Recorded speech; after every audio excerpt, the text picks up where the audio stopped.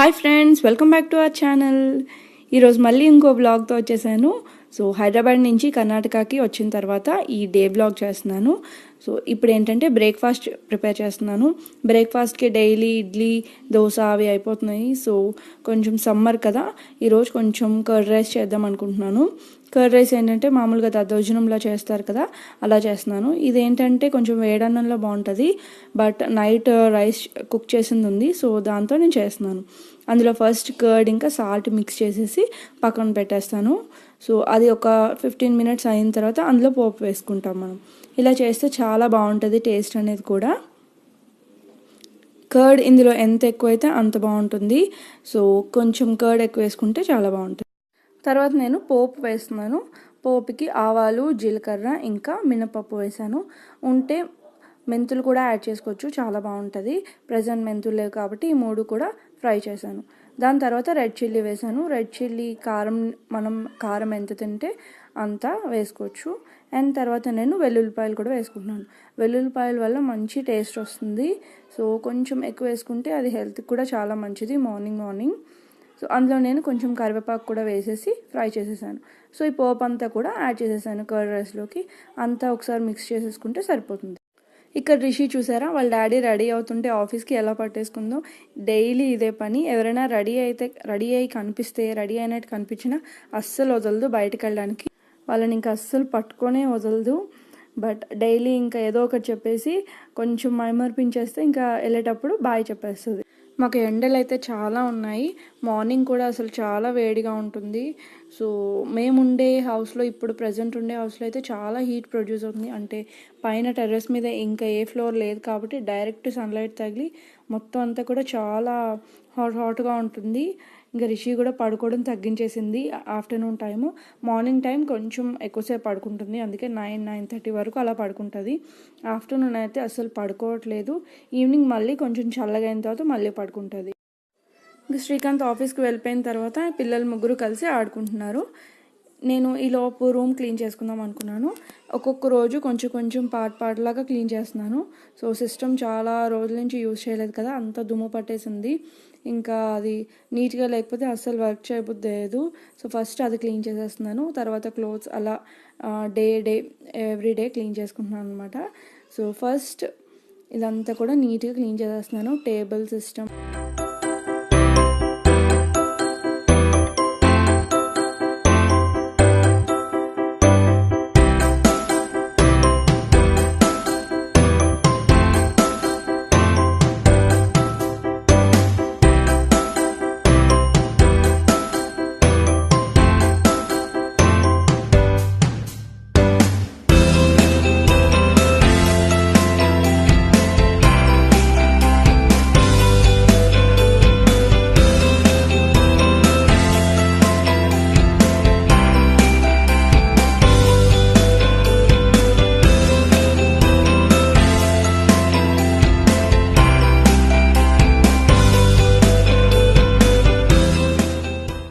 తర్వాత నేను క్లీనింగ్ అయిన తర్వాత లంచ్కి రెడీ చేస్తున్నాను. కర్రీ, రైస్ అయిపోయింది. అండ్ ఇప్పుడు రిషి కోసం ఎగ్ బాయిల్ చేస్తున్నాను. అలానే రసం పెడుతున్నాను. రసం మామూలుగా చింతపండు ఉంటుంది కదా, అది.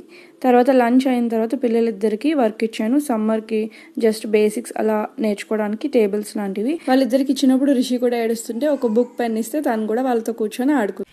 Hi friends.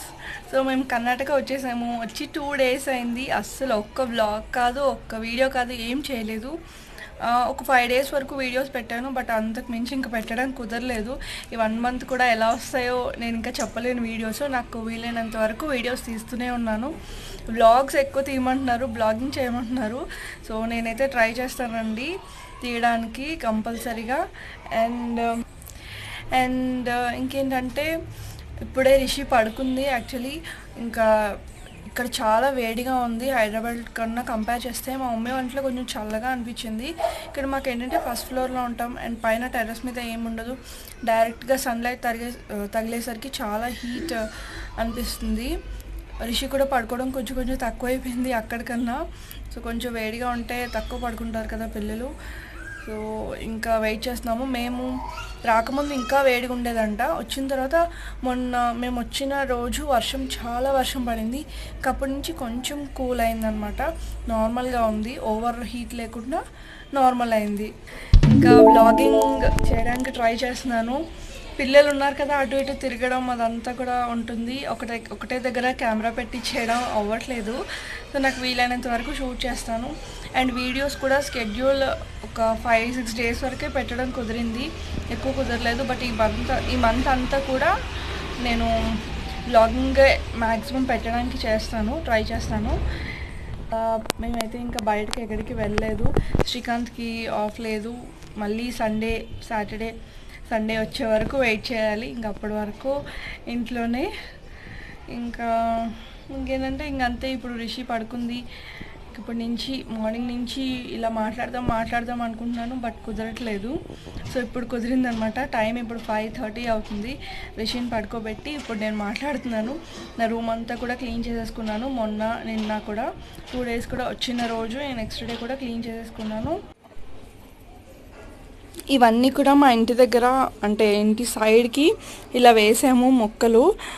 ఇలాంటి కుండీల్లో వేసినా సరే ఇక్కడ ఎక్కువ మంకీస్ ఉంటాయి కదా, సో ఎక్కువ ప్రిఫర్ చేయలేదు ఇలాంటి పాట్స్లో వేయడానికి.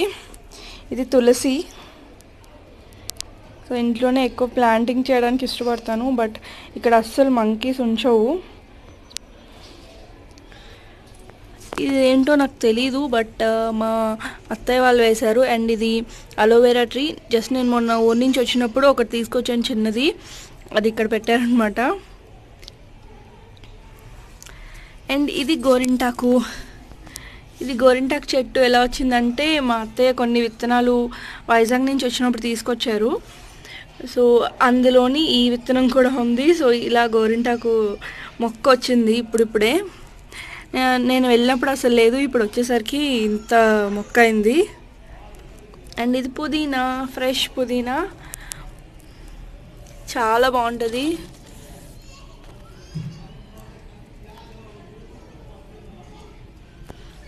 అండ్ ఇందులో అల్లం వేశారు.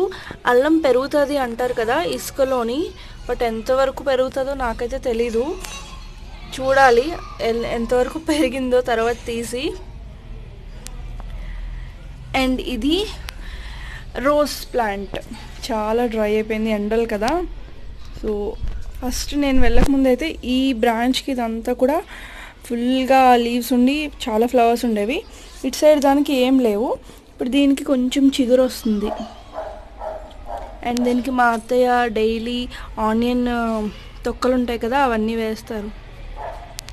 అండి మా బావగారు వాళ్ళ బాబు. హాయ్ చెప్పు. హాయ్. వాళ్ళ పాప. హాయ్ చెప్పు. నీ పేరేంటి చెప్పు. నీ పేరు? దేవిచరణ్. ఏ క్లాస్ చదువుతున్నావు చెప్పు. 3rd class. నువ్వు? ఏ స్కూల్? నారాయణ.